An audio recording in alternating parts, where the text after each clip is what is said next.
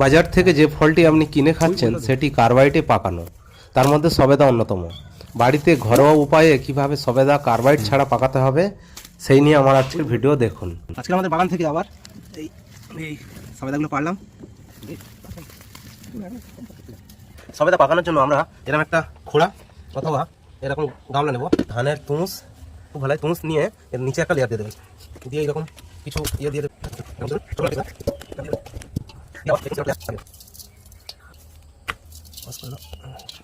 আমরা একটা লেয়ার দিয়ে দিলাম,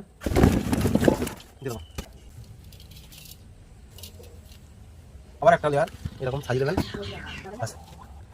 এইভাবে রাখলে আপনাদের 3 থেকে 4 দিনের মধ্যে পেকে যাবে। 3 দিন পরে আমরা এটা খুলছি, দেখা যাক কিরকম পাকে নাকি।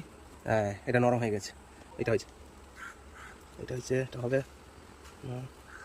হ্যাঁ, এটা হয়েছে।